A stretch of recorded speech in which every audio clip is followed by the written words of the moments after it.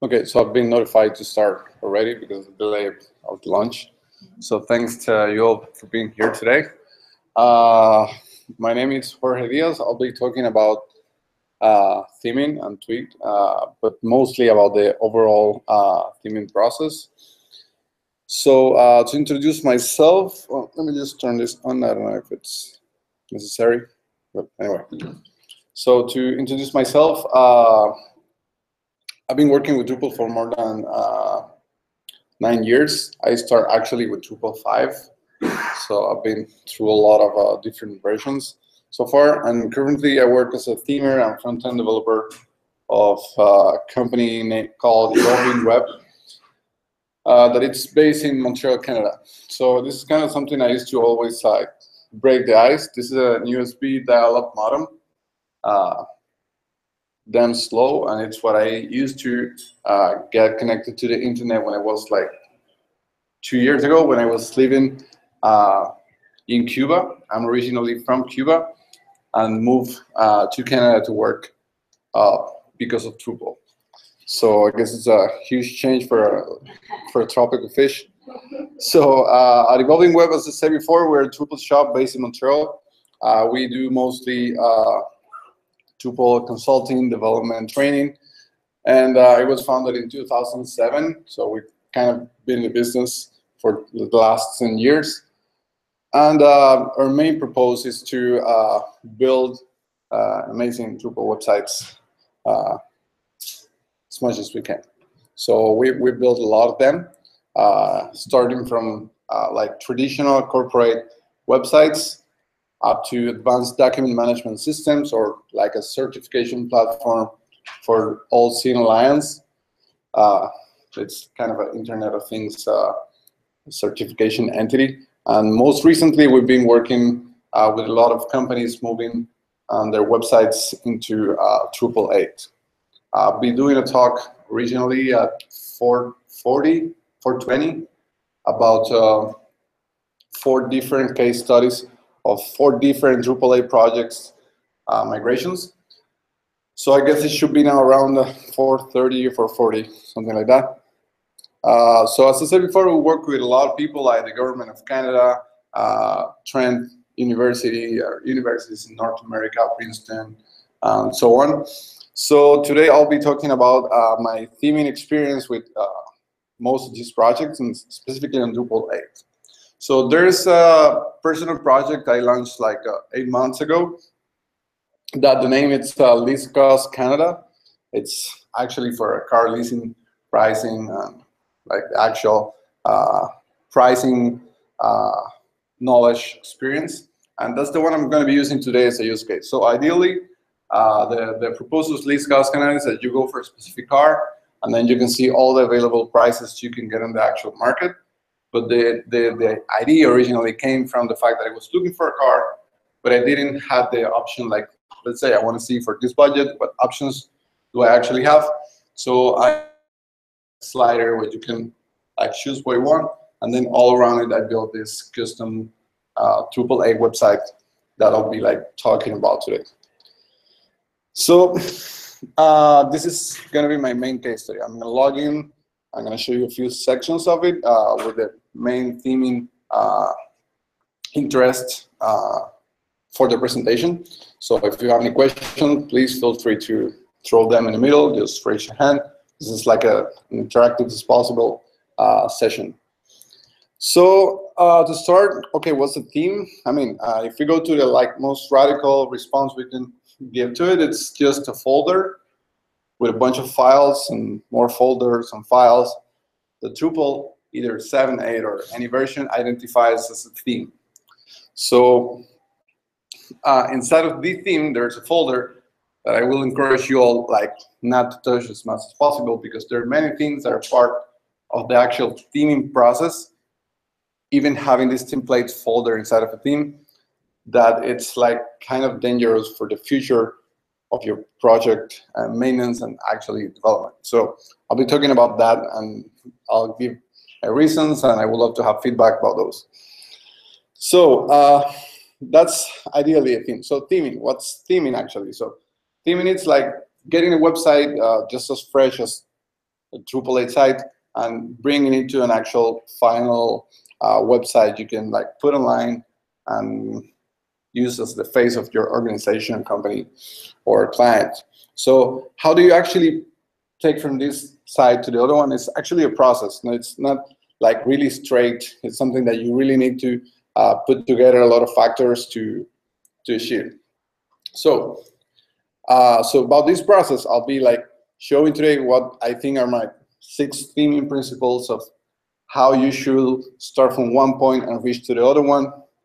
And as you can see, as the latest one, I'll start the list, and then right now you can read that the latest one is like theming. It's doing TWIG only when the top 5 principles or approaches cannot really solve the problem you need.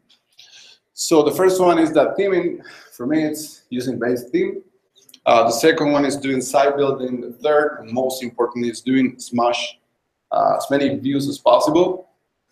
And then, of course, improving the information architecture if the situation requires so.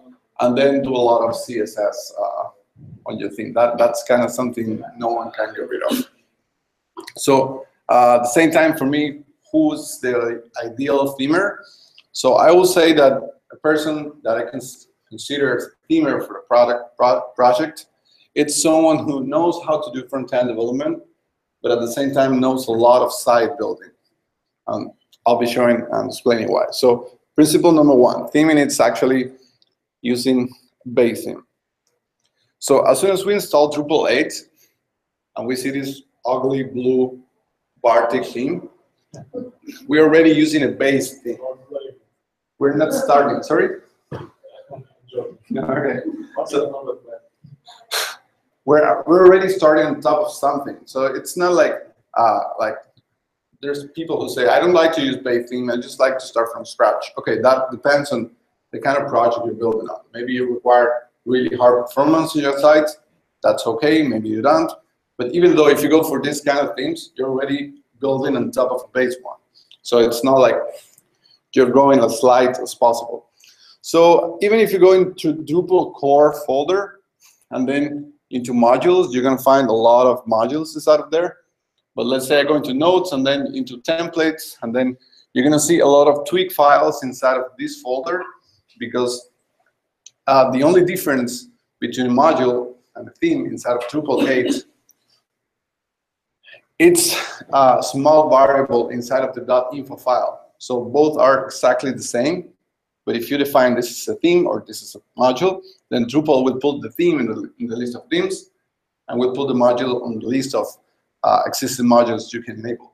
So even a module can have a lot of template files, sometimes way more than any theme, because it requires, so it's the way it works. Maybe if you brought someone else's module into your website, there's a lot of sections that need to be written and defined in TWIG. So why I'm pointing to this specific folder. Sorry, I'm going to talk about that in a couple of seconds. So let's go back to the available theme. So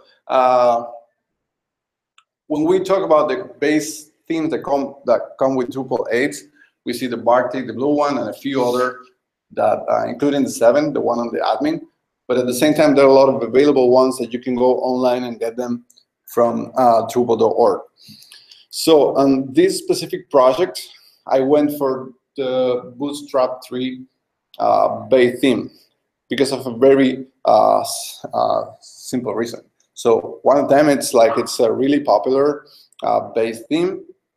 It has a lot of installs. It's like almost 17% of all existing Drupal 8 installs are using it. Second, I will need to do things with my website that Drupal might handle by default. Like Drupal 8 by default, it's mobile, but maybe it's not that as mobile as I might need. So I would like to get something more inside of my sites. So I'm going to need navigation. I'm going to need a grid to actually display the cards in different formats, either on desktop or mobile screen sizes. I'm also going to need like models and different components that doesn't come with Drupal by default. But at the same time, I want to have someone that gives me these specific module files adapted to the framework I want to use in my front end. And here I explain why. So let's say you have a Drupal 8 install, and then on top of it, you have your Bootstrap-based theme installed, and then you subtheme on top of it, and you create your project-specific theme. So your website front end, where your final product is going to be showing, is going to be like a merge that you're inheriting from the very bottom, from the core modules, then for whatever Drupal Bootstrap is giving you in the solution, and then your own customization on the top layer. So everything is like moving all the way from the bottom up. And I'm just going to do an example with the node HTML TWIG file. So Drupal core comes with this file to display any node on a page. Then Bootstrap theme comes with its own version of this file that actually merge the framework basic layout, the front-end framework, the Bootstrap framework, with the actual required layout from Drupal, the nicest way possible. And then you're going to have your own chance to create your own file on top of this column. So first thing, if you override this hierarchy, in the future, you will be like missing all the changes that happen all the way down. So if you actually customize your theme files inside of your own new theme, you're going to be like blindfolded with everything that's happening all the way down. So for example, if in the future there's a new Drupal core update that somehow involves that file, you're not going to know it. So your site's not going to be reading that new file. The same happens with the actual base theme. There's a huge community working from the actual core level. There's another one working, not that huge, it's like a subsection of the Drupal community, working in the issue queue for the Bootstrap-based theme.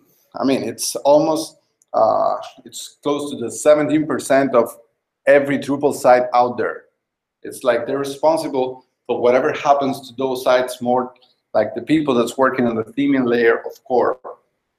And then they're also responsible for providing all these people the most or the best merge possible between Drupal and the actual Twitter Bootstrap library that's being maintained by another community that's around 16,000 people working on it. So, and then you are right on the very top of this column of people. So you have to be really careful. So first thing, try to subtheme. Never override the existing base theme you downloaded from Drupal.org. So second, try to stay there. Unless you really need to customize, I mean, I'm not saying don't ever do it. If you're doing that, you need to keep a track of it. So you're customizing the node.html.twig file from core or either from Bootstrap, then you need to be aware whatever change comes with the actual theme, even more if it's actually a security release. So just keep track of it. So number 3, try to don't move things around. I'm not just talking about Twig files. There are also things like libraries, CSS files, and many other things that actually come from core and are actually overreading on the Bootstrap theme, and then you might do so. So try to be careful with that. Of course, update as many times as you can. Try to stay up to date with that. And if you actually find an issue, because this is not perfect, this is open source. If you actually find an issue at any of the layers right below you, like either at the theme layer or even in core, try to either report it, and if you can fix it and commit a patch, that's way better. So if you want to read a little bit more about this topic, I have a blog post about how to plan in your, how to choose a base theme. I'm not being like Bootstrap is the only option. I'm just mentioning the one I use the most. So I encourage you all to like go for the best one, either for your client preferences or your own, to go ahead with that. And then I have another blog post talking about why to really understand what's happening with Bootstrap theme that's getting so damn popular in Drupal.org.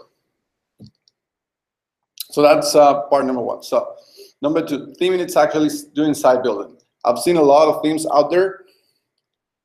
They're actually template files. I'm not talking most about TWIG. Let's say .tpl, .php files from Drupal 7 of developers who actually copy-pasted a lot of HTML with PHP code for forms and many other things. Like instead of doing a proper like reproduction of functionality everywhere, they just copy-pasted the PHP of the old system and pasted inside of Drupal, and then how you can actually like make all this work together nice. So you need to be aware of the actual module availability out there. So if you're actually working in Drupal and you're doing theming and you have the need of building, let's say, a web form, and at some point a year ago, web form wasn't yet available for Drupal 8, you needed actually to go for alternatives, like using the new core contact module. The contact storage module will allow you to save form submissions, and the contact block will allow you to actually get a form and put it into an actual block. This is something that's kind of trendy today. So either that instead of coming up with a new module, you need to be aware how things are actually happening, because the key is to actually reproduce functionality. If you're moving from Drupal 6, 7 to 8, or for any other system into Drupal, you need to reproduce the functionality from the original website into Drupal 8. This is not like there's not a path that you can say, this is how you actually override a folder and then you're running on Drupal 8. That's not the way it's going to happen. So you need to actually identify what you actually want to move, and then manually define and rebuild all that in the new site. So to mention an example, on this site, using those three modules, I can just put a block on the model to actually catch the leads of potential clients to like most of any internet website does nowadays to catch leads. So you need to be aware of it. There's something like more than 3,000 available modules out there. And my colleague Susan, she's presenting right now too. Post about Drupal 8 modules you can actually live without. And I'm going to give you later the link to see the presentation online, so you can copy all the links and watch it again. And there's another blog post I wrote about talking about theming principles. And sorry, theming and site building 6 practices, like which modules to use, what preference to recommend. Okay, so theming is building views. Here's where I'm going to spend most of the time of my talk. So, before jumping into the actual Drupal views, I would like to generally present what's, at least for me, what's an actual view. So, I kind of handpicked the most popular websites in the internet, like Google, YouTube, Facebook, and did like an analysis of what are like list of contents and stuff of each of these sites. So overall, I mean, for me, a view is just a list of entities or information entities that you can access online, I mean, on any web page. Like if you made a Google search, you're going to see like the first set of items of this list is just an advertised set of results. It's people who pay to be there. And then you're going to see like the organic set of results. It's just 2 lists styled the same way with small details to identify this is an advertisement and this is not, but essentially it's just a list. So either if you go to youtube.com, it's the same. It's a list with an image thumbnail or title, the author, small description. If you go to Twitter, it's kind of the same. The trends, the wall, the new people to follow, everything is like a list that you can see online. The notification, who's online, the actual wall from Facebook. And even if you go to Google Maps, at the left, you're going to see like the traditional white background list of items. But even that's a view. I mean, it's a different way to display items or set of items, but it's just geographically. But Actually, that's a view tree. So in Drupal, you can build any kind of views, including maps, like the one I just showed before, and many others. So these views are the blocks you use to represent data. You can actually do it in Drupal 8. I mean, right now, Drupal 8 comes with views, the module views in core. So you can build this out. So just for taking an example, on the car site, this is like a car page information. The top side, it's this side, and then this is the bottom. Like, I just split it in two, it was too long. So here you see a view with the prices. Here you see 4 views with related vehicles. Then you see another view showing the 4 feature ones, and then you see another view showing the most recent blog post. If you jump to another section, then over here you're going to see that I have the list of all the blog posts. The list, the one on the left is still the most simple list as possible. It's just one items list of the feature vehicle. Then on the right, another one, and so on. You're going to have a lot of options to present. So I'm going to go now to the actual views configuration to mention some examples. So first, I'm going to show multiple display views. Then the way to use the contextual filters, and then pages, blogs, on actually how to use some TWIG in views itself. Okay.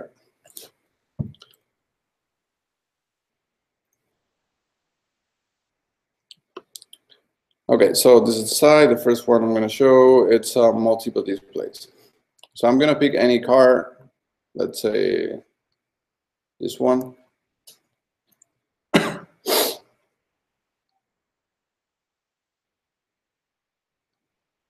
It's a little bit slow because I'm logged in and everything is like in real time. So, okay, multiple displays. So this view over here, if you can see it, this is an actual view. This is another one, and the same with the 2 that go right below. So every car has a set of fields, like defines the manufacturer, the kind of car, if it's an SUV, if it's a sedan, the transmission, the traction itself, if it's 2 wheels drive, if it's a variable or automatic transmission. So all these 4 views are actually only one. So if I edit any of them, I'm going to go to the actual view backend, and then I'm going to see that I have just a single view that has like 5 different displays, because I'm using that this same view also in the car manufacturer page. So as you can see, it's the same layout, the same CSS, so the same classes that define each one of these classes is exactly the same. But the only difference between each one of these views, if I go to, let's say, the number 2,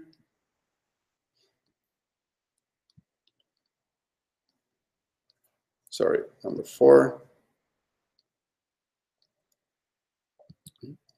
you can see whatever it's not like in italic, it's being reused all across the views. So I'm displaying the same set of items, but then over here, I'm filtering with different criteria in each one of these blocks.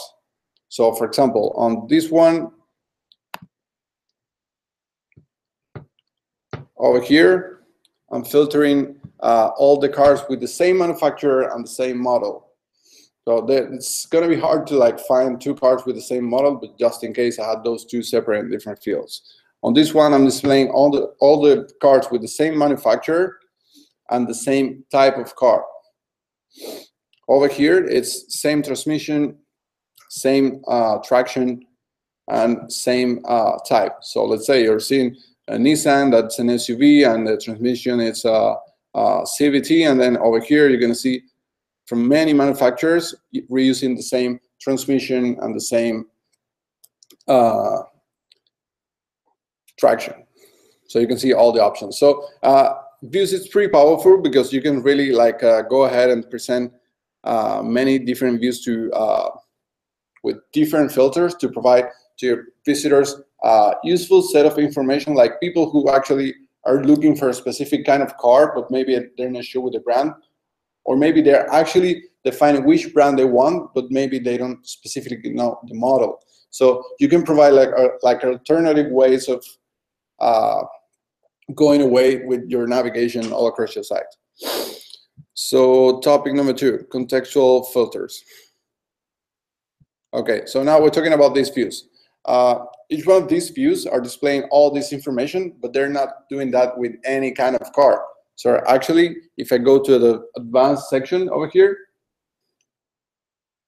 then I see that I'm displaying the results only the cars that share the same taxonomy term ID. So for example, on this block number 2, I'm displaying the cars that have the same top level model shared with the page where the block is located. So this is a block.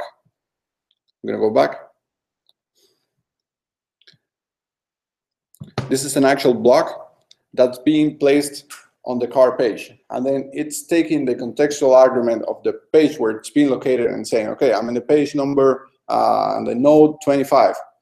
Node 25 model, it's Nissan Qashqai, so I'm going to show all the cars that share the same item, and so on. You can use different contextual arguments to define your fields inside of a view. Number 3, pages and blocks. Okay, so inside of the tool, I have this list explorer tool.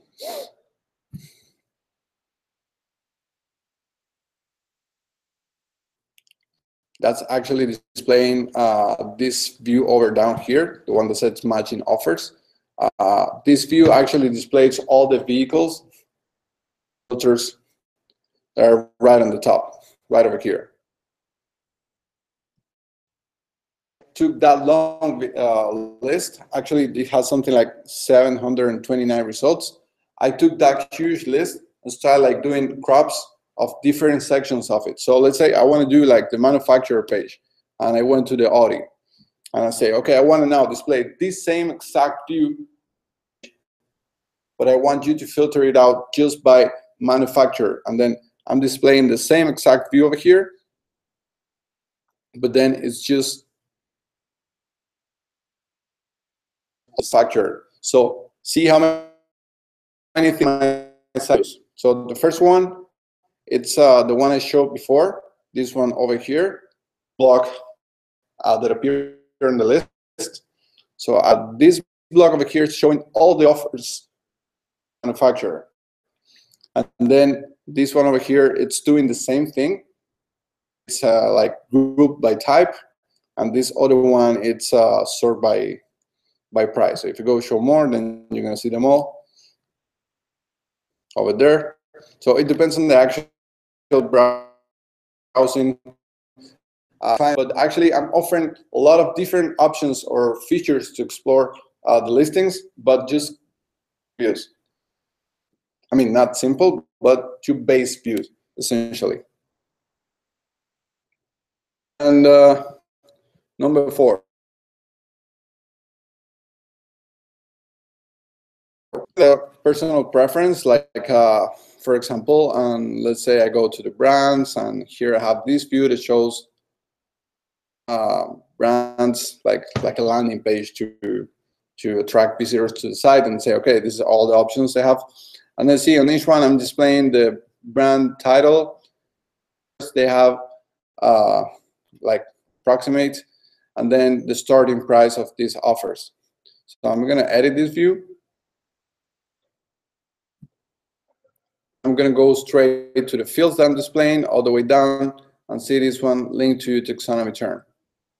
In this view, and I go to rewrite, then over here I'm rewriting the display of this specific field. So I'm actually placing tokens like field offers here, and then starting at and fields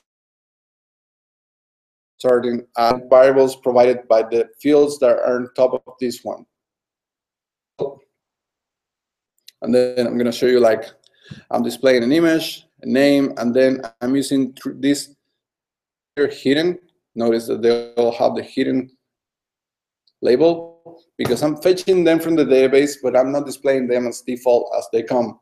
I'm just using them all to build a custom string over here. over here to build a custom string over here that then it's the one that is being prompted to the client. So I'm not saying that like highly customized layouts, but you have the chance to customize small ones inside of there. I mean, it's not an actual development environment, but Views allows you like to fetch different fields, a single one, fields without doing any TWIG templating or going into the code. See, so far I haven't showed anything like directly like going to the theme and customizing things. That's the number 4. Any questions so far? Okay, I'll continue. Okay, so main benefits of the actual fact that you use Views. So the first one is the reusability. You can reuse a lot of things. Like for example, the blog page. Play all blog posts there, and then I can create a block where to actually improve my conversion rate and reduce the bounce rate. Display just the 3 latest blog posts.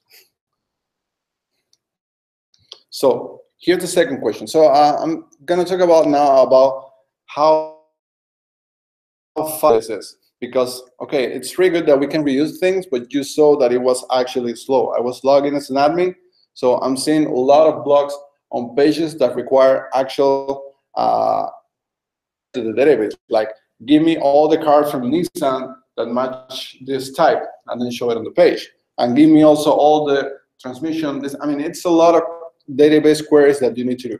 So this is an example. This is a car page. So this is node, and this node to be like the one from that page. So each time I load this page over here, database query to get this node, get the photo, and display it there. See, the cards also being featured right on the small list over there, like the cheapest one. So there are 2 SQL queries to get the same card. And then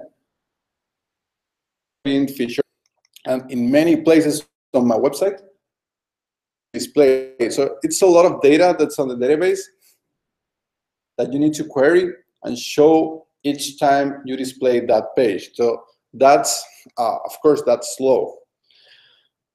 For example, on the homepage, the car is featured too. The homepage is like the most visited page of the website, and each time someone loads it, that card needs to be loaded again. So here's what Drupal caching jumps in. Drupal caching actually works. Let's say that I have this card that is the 2017 and then somehow I want to change the date to 2018. So let's say the new model came out, I want to update, and I'm going to display the 2000. Drupal caching system works in a way, doesn't query again any of those views unless the original content changes again. So it's like a Drupal tag-based caching. Each time a view is built for the first time to any visitor, that view is being cached. This query again, that view is built, that layout, it's over here, don't run it again. But each time this content changes, validate all the caching from the views where the content was being displayed. So it's Drupal actually slow, we're gonna see. So I don't know if in Google to like promote the actual performance of websites. I use it a lot. A lot of people use it to actually test how fast. So I run it against YouTube.com a few times. And I could get what's like 4 seconds. Say it makes 67 requests to actually load the homepage of YouTube. Against Facebook, not the wall. I mean, this just a browser that connects to your website, and then it's like a Firebook that gets you all the requests. And a summary of it, Facebook.com homepage. It took 2.5 seconds to load. It has 30 requests. Also consider all these companies, they have the top level server performance possible they can get, experience to their customers. They rely on it. It's their business. So Google.com, it took 2 seconds to load. It made 12 requests, 50 kilobytes. So all these tests I'm showing here, they're being logged on those URLs. You can go check them. So over here, I may use 3 or they're all listed there. So you can verify I'm not making numbers up. AAA come in. This is a basic Drupal 8 site without any Drupal caching enabled, just the way it comes by default. As soon as you throw it into web-based test, a fresh Drupal site takes 3.5 seconds to load. It makes 105 requests. It's a lot of CSS files and JavaScript files and many modules. It goes 90 kilobytes. But as soon as you enable the caching and you say, okay, I want to aggregate all CSS file and I want to use the caching, the page load time reduces 1.2 seconds. It's a request and 10 times lower. So it's not that bad. And all those tests on a Drupal site running on simpletest.me, Drupal service to test modules, Drupal modules, and so on. So running the test on the actual website that I've been showing. So like to give you a more bigger idea of how big the homepage is, blocks all the way down. And so the menu to be built needs a database query that's cached. The list of blocks that need to be displayed needs a database query that needs to be cached too. And the same thing with the blue section. It's view the blog post is view, a lot of files involved with this homepage. So when I run the test using any kind of aggregation, just the default load, it took 4 point fastest I could get after a few tests to load the Drupal site. But then when I enable aggregation, 1.8 seconds to render cached Drupal site. Many requests were reduced, and the actual where it's an acceptable amount of time to any website. So if I run the same page that, as you've seen before, has a lot of blocks with bigger SQL queries that involves contextual values and then get the price. I mean, it's a way more complex view to the homepage.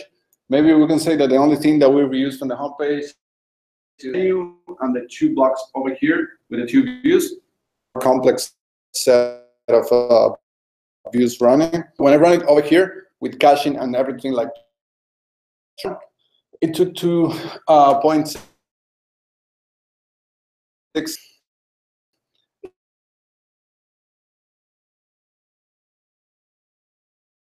It's actually a lot of cart images to display, like show more and show less section.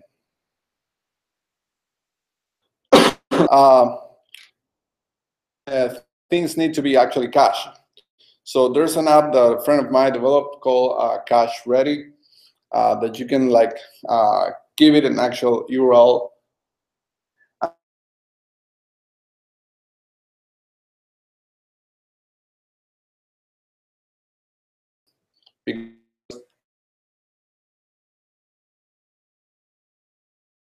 And then Drupal needs an application, like a bad user experience because of the time go to the page. It's called like a cache warming, and then after he sees the page really fast because it was completely this after a cache clearing.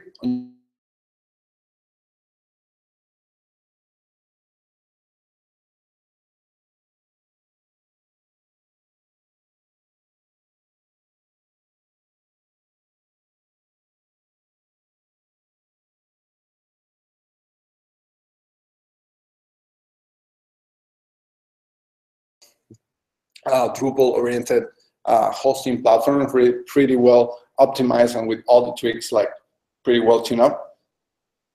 And then with Cloudflare to have your own kind of CDN for all the JavaScript and CSS stuff. It's pretty file. I mean, it's just an HTTPS bootstrap font, awesome jQuery web font, high resolution images, and still is loading in 1.8 seconds. So Drupal, of course, it's slow if you don't do it right. If you don't do things like the way Drupal engineers or the community or the people who actually put most of the time or their time to make this caching system work and make Drupal site fast, if you go around that, of course, your Drupal site is not going to be fast. So if you use views, actually your site